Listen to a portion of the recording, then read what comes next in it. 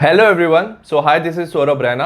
तो इस वीडियो में हम रिवीजन करेंगे इलेक्ट्रोकेमिस्ट्री की, और जो भी मैं टॉपिक कराऊंगा that will be according to term two syllabus. सबसे पहले अगर हम बात करें इलेक्ट्रोकेमिस्ट्री क्या होता है, it is the study of production of electricity. इसमें हम इलेक्ट्रिसिटी प्रोड्यूस कर सकते हैं from energy release from spontaneous chemical reaction. एक केमिकल रिएक्शन से जब एनर्जी रिलीज होती है, उस एनर्जी से आप इलेक्ट्रिसिटी प्रोड्यूस करते हो, और आप यूज कर सकते हो electrical energy to bring about non spontaneous chemical transformation, और आप इलेक्ट्रिकल एनर्जी से नॉन स्पॉन्टेनियस रिएक्शन कर सकते हो। तो अगर आप स्पॉन्टेनियस रिएक्शन कर रहे हो तो आपको पता होना चाहिए जो डेल्टा जी है वो हो जाता है नेगेटिव, और इसके साथ जो सेल एसोसिएटेड है इसे बोलते हैं इलेक्ट्रोकेमिकल सेल, जो इलेक्ट्रिसिटी प्रोड्यूस करता है। और अगर प्रोसेस नॉन स्पॉन्टेनियस है तो डेल्टा जी हो जाता है हमारा पॉजिटिव, और इसके साथ जो सेल है उसे बोलते हैं हम इलेक्ट्रोलिटिक सेल। इलेक्ट्रोलिटिक सेल में हम इलेक्ट्रिकल एनर्जी से केमिकल रिएक्शन कर सकते हैं। नेक्स्ट जो इलेक्ट्रोकेमिकल सेल है उसमें क्या होता है, जो केमिकल एनर्जी है वो इलेक्ट्रिकल एनर्जी में कन्वर्ट होती है, और सारे इलेक्ट्रोकेमिकल सेल्स को हम डेनियल सेल भी कहते हैं। और अगर कंसंट्रेशन ऑफ Zn2+ और कॉपर 2+ दोनों यूनिटी है, मतलब कंसंट्रेशन 1 मोलर है और 1 मोल पर डेसीमीटर क्यूब और 1 मोल पर लीटर है, तो उस सेल को हम बोलते हैं galvanic cell and voltaic cell. अब हम बात करेंगे गैल्वेनिक और वोल्टिक सेल की। इसमें हमने एक तरफ लिया हुआ है जिंक, लिया हुआ है हमने जिंक सल्फेट सॉल्यूशन में। याद रखना जिंक सल्फेट होगा हमारा 1 मोलर। सिमिलरली हमने यहां लिया हुआ है कॉपर की रॉड ली हुई है इन कॉपर सल्फेट सॉल्यूशन। ठीक है, अब याद रखना जो जिंक है इसमें क्या होता है, वो ऑक्सीडेशन शो करता है, वो अपने 2 इलेक्ट्रॉन लूज करता है।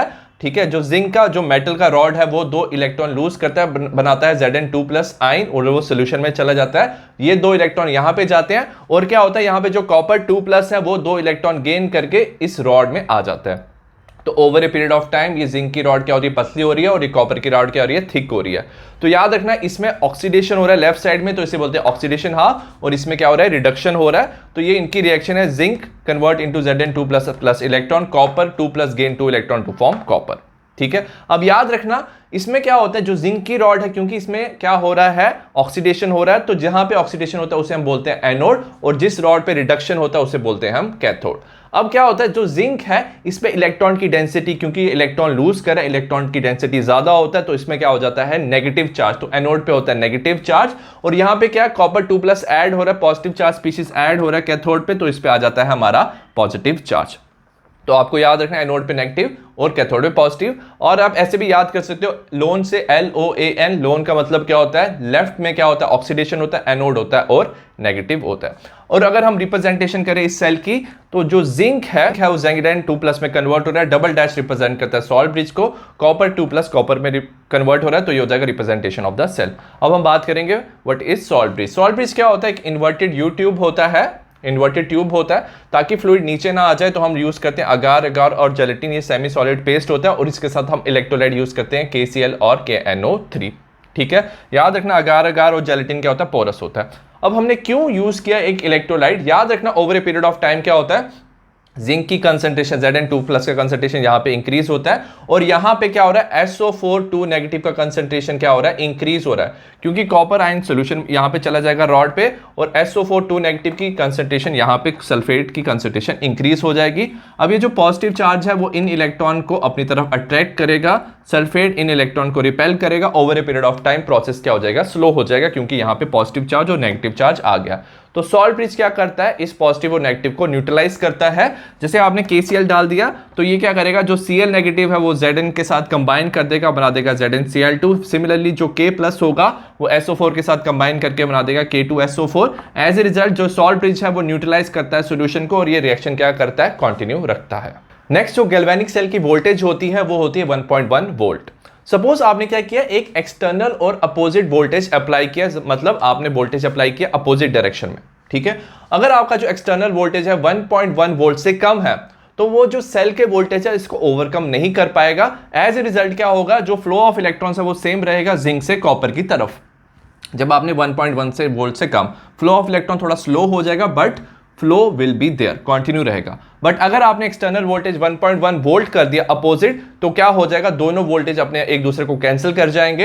As a result there won't be any flow of electrons, flow of electron stop कर जाएगा। और अगर आपने एक्सटर्नल वोल्टेज 1.1 वोल्ट से ज्यादा दे दिया, तो क्या होगा, ये प्रोसेस रिवर्स हो जाएगा। जो इलेक्ट्रॉन्स है वो कॉपर से जिंक की तरफ मूव करेंगे, और ये हो जाएगा हमारा इलेक्ट्रोलिटिक सेल, क्योंकि हमने नॉन स्पॉन्टेनियस प्रोसेस कर दिया। नेक्स्ट हम बात करेंगे इलेक्ट्रोड पोटेंशियल की। इलेक्ट्रोड पोटेंशियल क्या होता है? It is the potential difference between the metal and it's ion in the solution. Metal और आयन का पोटेंशियल डिफरेंस को बोलते हैं इलेक्ट्रोड पोटेंशियल। ये दो पार्ट में डिवाइडेड है। सबसे पहले होता है ऑक्सीडेशन पोटेंशियल और दूसरा रिडक्शन पोटेंशियल। सपोज आपने एक मेटल लिया हुआ है, उसको सॉल्यूशन में डाला और ये मेटल क्या कर रहा है? ऑक्सीडेशन कर रहा है। ऑक्सीडेशन से क्या होगा? मेटल कन्वर्ट हो जाएगा Mn+ में और इसके जो n इलेक्ट्रॉन्स होंगे वो आ जाएंगे रॉड पे। तो over a period of time क्या होगा? मेटल चले जाएगा सॉल्यूशन में, इलेक्ट्रॉन्स आ जाएंगे रॉड में और फिर क्या होगा? Over a period of time ये Mn क्या कर सकता है? इलेक्ट्रॉन गेन कर सकता है। देयर इज ए इक्विलिब्रियम आ सकता है दोनों के बीच में, मेटल के रॉड में और आयंस के बीच में।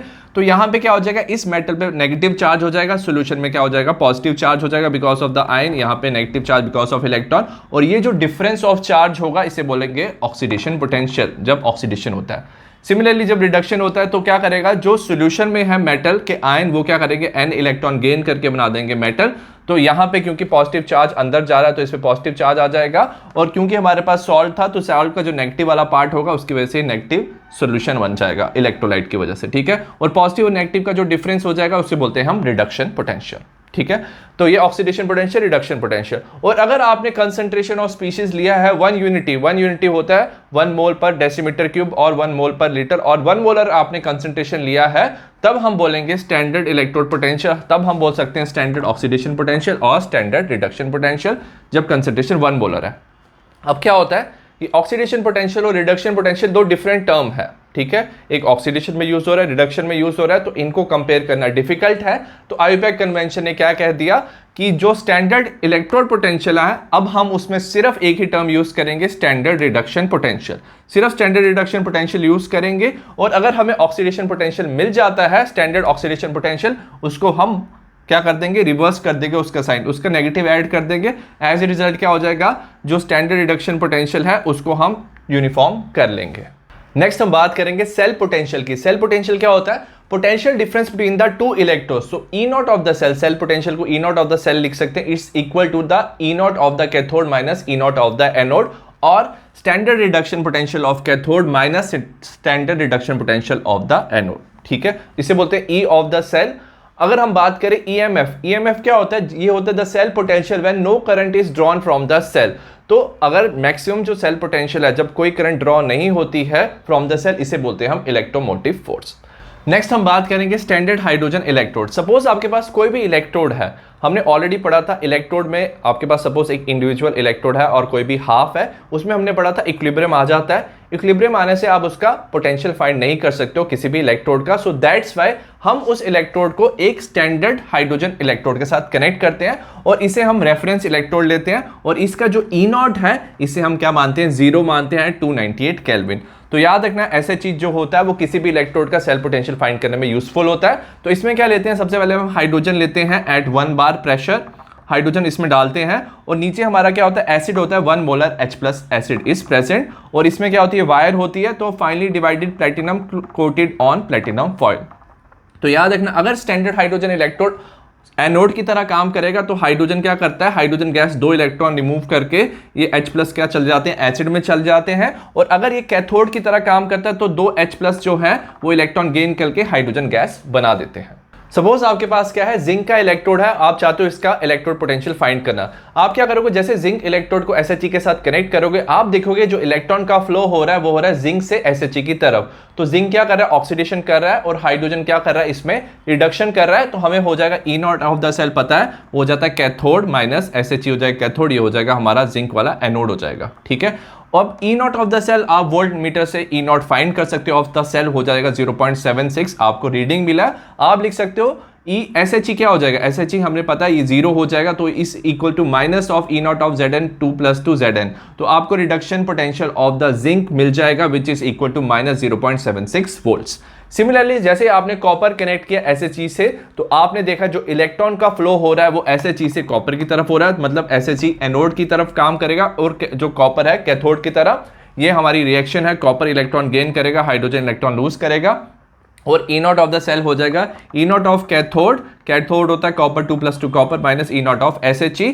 हमने वोल्ट मीटर से रीडिंग ले लिया, वो आ जाएगा 0.34, SHE हमारा हो जाएगा इक्वल टू 0। तो reduction potential of the copper 2 + 2 copper becomes equal to 0.34 volts. Next हम बात करेंगे इलेक्ट्रोकेमिकल सीरीज। इलेक्ट्रोकेमिकल सीरीज में हम डिक्रीजिंग ऑर्डर में स्टैंडर्ड इलेक्ट्रोड पोटेंशियल को अरेंज करते हैं एट 298 केल्विन। मैंने सिर्फ कुछ इलेक्ट्रोड्स का पोटेंशियल लिया हुआ है, ठीक है। सबसे पहले अगर हम बात करें फ्लोरीन का जो होता है इलेक्ट्रोड पोटेंशियल और रिडक्शन पोटेंशियल सबसे ज्यादा होता है, तो याद रखना जितना ज्यादा वैल्यू होता है वो उतना ज्यादा क्या कर सकता है, इजीली रिडक्शन करता है। तो अगर आपको दो वैल्यू दी हुई है तो जिसका वैल्यू ज्यादा है वो हमेशा रिडक्शन करेगा और कैथोड काम करेगा, और जिसका वैल्यू कम होगा वो एनोड की तरह काम करेगा। अगर इन वैल्यू में देखो फ्लोरीन की सबसे ज्यादा वैल्यू है तो वो सबसे इजीली क्या कर सकता है, रिडक्शन कर सकता है, और जो इजीली रिडक्शन कर सकता है वो दूसरे को इजीली ऑक्सीडाइज करता है। तो फ्लोरीन क्या हो जाएगा, स्ट्रॉन्गेस्ट ऑक्सीडाइजिंग एजेंट, ठीक है। तो इंक्रीजिंग वैल्यू हो जाएगा ऑक्सीडाइजिंग एजेंट का। और अगर हम बात करें जिसका वैल्यू सबसे ज्यादा कम होगा वो क्या करेगा, ऑक्सीडेशन करेगा। और अगर बात करें लिथियम की, इसकी वैल्यू सबसे ज्यादा माइनस में है तो ये ऑक्सीडेशन इजीली कर सकता है और it is the strongest reducing agent. तो अगर वैल्यू कम हो रही है तो रिड्यूसिंग एजेंट की पावर क्या हो रही है, इंक्रीज हो रही है। नेक्स्ट हम बात करेंगे Nernst equation of electrode potential. ये तब हम यूज करते हैं जब इलेक्ट्रोलाइट का कंसंट्रेशन 1 मोलर नहीं होता है। सपोज आपको इक्वेशन दिया AABB resulting formation of CC plus DD, तो E ऑफ द सेल हो जाता है equal to the E not of the cell, जो हमने स्टैंडर्ड E नॉट फाइंड करना ऑलरेडी सीखा हुआ है, cathode minus anode E not of minus of RT by NF ln of QC। याद रखना QC क्या होता है, रिएक्शन कोएफिशिएंट होता है। ये इक्विलिब्रियम कांस्टेंट जैसा ही होता है, बट इक्विलिब्रियम आने से पहले जब कंसंट्रेशन हम फाइंड करते हैं रिएक्टेंट एंड प्रोडक्ट की, उससे हम बना सकते हैं रिएक्शन कोएफिशिएंट। तो E of the cell is equal to E not of the cell. अब हम नेचुरल लॉग को लॉग की फॉर्म में ले आए, लॉग ऑफ 10, तो लिख देंगे minus of 2.303 RT by NF। R होता है गैस कांस्टेंट, T होता है टेम्परेचर, N होता है कि कितने इलेक्ट्रॉन का एक्सचेंज हुआ, और F होता है हमारा फेरेडेज कांस्टेंट। फेरेडेज कांस्टेंट मतलब होता है कि how much is the charge of 1 mole of electron, ये ऑलमोस्ट होता है 96500 coulomb. Log of QC similarly जैसे हम इक्विलिब्रियम की वैल्यू लिखते हैं वैसे लिखेंगे, C⁻C into D⁻D divided by A⁻A B⁻B, ठीक है। ये हमारी इक्वेशन आ गई। सपोज मोस्ट ऑफ द आपके क्वेश्चन में क्या होगा, टेम्परेचर 298 केल्विन दिया हुआ है, तो हम क्या कर सकते हैं, टेम्परेचर R फैराडे और 2.30 की सबकी वैल्यूज को मिला के हम एक वैल्यू बना सकते हैं। तो E of the cell is equal to E not of the cell minus of 0.0591 divided by n log of C⁻C D⁻D divided by A⁻A B⁻B। तो ये हमारा बन गया नर्स्ट इक्वेशन जब टेम्परेचर कितना होगा 25 डिग्री सेल्सियस। अगर सपोज आपको एक इक्वेशन दिया हुआ है, इसमें क्या हो रहा है, जिंक ऑक्सीडेशन कर रहा है, कॉपर क्या कर रहा है, रिडक्शन कर रहा है, तो E of the cell is equal to E not of the cell हमें कंसंट्रेशन दिया होगा minus of 0.0591, temperature suppose 298 kelvin दिया हुआ है, एन कितना होगा, एक्सचेंज ऑफ इलेक्ट्रॉन्स देखोगे तो 2 इलेक्ट्रॉन एक्सचेंज हो रहे हैं 2, लॉग ऑफ हम डिवाइड करेंगे रिएक्टेंट डिवाइडेड बाय रिएक्टेंट। और याद रखना जो प्योर सॉलिड और प्योर लिक्विड है इनकी कंसंट्रेशन हम क्या करते हैं, इग्नोर करते हैं, क्योंकि ऑलरेडी कांस्टेंट है, तो हो जाएगा Zn2+ divided by copper 2+। Next हम बात करेंगे इक्विलिब्रियम कांस्टेंट की। सपोज हमें दिया हुआ E of the cell is equal to E not of the cell minus of 2.303 RT by NF log of QC। जब इक्विलिब्रियम आ जाता है तो याद रखना E ऑफ द सेल हमारा क्या हो जाता है, सेल काम करना बंद कर जाता है, E of the cell equal to 0, और ये जो QC होता है रिएक्शन कोएफिशिएंट होता है वो इक्वल हो जाता है टू द इक्विलिब्रियम कांस्टेंट। तो ये 0 हो जाएगा, तो हम इसको इस तरफ ले आ जाएंगे, तो E not of the cell will be equal to 2.303 RT NF into log of KC। तो याद रखना E नॉट ऑफ KC का ये रिलेशनशिप है। और अगर हम बात करें गिब्स फ्री एनर्जी, तो Gibbs free energy delta G हो जाता है equals to minus of NF E not of the cell, ये आपको याद रखना है। और अगर आप गिब्स फ्री एनर्जी और इक्विलिब्रियम कांस्टेंट का रिलेशन फाइंड करना चाहते हो तो आप E नॉट में की वैल्यू यहाँ सब्स्टिट्यूट कर सकते हो, डेल्टा G नॉट हो जाएगा माइनस ऑफ NF, ये वैल्यू आपने सब्स्टिट्यूट कर दी, NF आप कैंसिल कर दोगे, आपका हो जाएगा delta G not equal to minus of 2.303 RT log of KC। Next हम बात करें कंडक्टेंस ऑफ इलेक्ट्रोलिटिक सॉल्यूशन। सबसे पहले इसमें हमारे डिफरेंट टर्म्स हैं। रेजिस्टेंस होता है रो L बाय A और इसका यूनिट होता है ओम। सिमिलरली अगर रेजिस्टेंस का उल्टा लेंगे तो हो जाता है हमारा कंडक्टेंस होता है, इसको हम लिखते हैं G से, so G is equal to 1/R और यूनिट हो जाता है पर ओम और सीमेंस, और ऐसे भी लिख सकते हैं G is equal to 1/ρ A/L और G is equal to kappa A/L। Next हम बात करेंगे रेजिस्टिविटी की। रेजिस्टिविटी हो जाता है रेजिस्टेंस A/L, यूनिट हो जाता है ओम मीटर। अब याद रखना जब आपका एरिया 1 है, सपोज आपने 1 मीटर स्क्वायर लिया और लेंथ भी 1 यूनिट है, तो resistivity becomes equal to resistance. Similarly अगर हम बात करें कंडक्टिविटी की, कप्पा हो जाता है GL/A और पर ओम पर मीटर इसका यूनिट है और सीमन पर मीटर। अगर आपने लेंथ और एरिया यूनिट लिया हुआ है तो आपका कप्पा इसके इक्वल हो जाता है, it becomes equal to the conductance. Next हम बात करेंगे measurement of conductivity of ionic solution. हमें पता है resistance is equal to rho L by A, और रेजिस्टेंस रो की जगह हम 1 by kappa L by A भी लिख सकते हैं। हमें कंडक्टिविटी फाइंड करनी है kappa which is equal to 1 by R L by A. Resistance जो है हम यूज कर सकते हैं व्हीटस्टोन ब्रिज से, हम फाइंड कर सकते हैं व्हीटस्टोन ब्रिज से। याद रखना सबसे पहले दो प्रॉब्लम फेस की, अगर हम यूज करते हैं डीसी करंट, डीसी करंट क्या कर सकता है, आयंस को डिसोसिएट कर सकते हैं, कंपोजिशन चेंज कर देगा सॉल्यूशन की, और कंडक्टिविटी भी क्या कर देगा, चेंज कर देगा। और सेकंड प्रॉब्लम, अगर आपने सॉल्यूशन के साथ डायरेक्टली कनेक्ट कर दिया है व्हीटस्टोन ब्रिज के साथ, तो सॉल्यूशन में क्या हो सकता है, शॉर्ट सर्किट हो सकता है। इन दो प्रॉब्लम को सॉल्व करने के लिए सबसे पहले डीसी की जगह हमने एसी करंट यूज किया, और हमने यूज किया कंडक्टिविटी सेल, और कंडक्टिविटी सेल में हमने सॉल्यूशन को डाल दिया। तो अगर कंडक्टिविटी सेल की बात करें, कंडक्टिविटी सेल में हमने क्या लिया, प्लेटिनाइट्स, प्लेटिनम इलेक्ट्रोड लिए 2, और साथ में वायर के साथ कनेक्ट कर दिया, और ये वायर हम व्हीटस्टोन ब्रिज में कनेक्ट करेंगे। अब इसमें इंपॉर्टेंट क्या चीज है, जो दोनों के बीच में डिस्टेंस है, लेंथ L हमने फिक्स कर लिया, और एरिया ऑफ क्रॉस सेक्शन हमने फिक्स कर दिया। तो मतलब L by A for a particular cell हमने कंडक्टिविटी सेल का फिक्स कर लिया। तो L बाई ए की वैल्यू हमने एक कांस्टेंट बना ली, for a particular cell L by A की वैल्यू कांस्टेंट होगी, इसे बोलेंगे हम सेल कांस्टेंट और G स्टार। तो हमारा हो जाएगा kappa 1 by R into G star. अब हमें रेजिस्टेंस फाइंड करना है। अब हम क्या करेंगे, कंडक्टिविटी सेल को यहाँ पे व्हीटस्टोन ब्रिज में अटैच कर देंगे।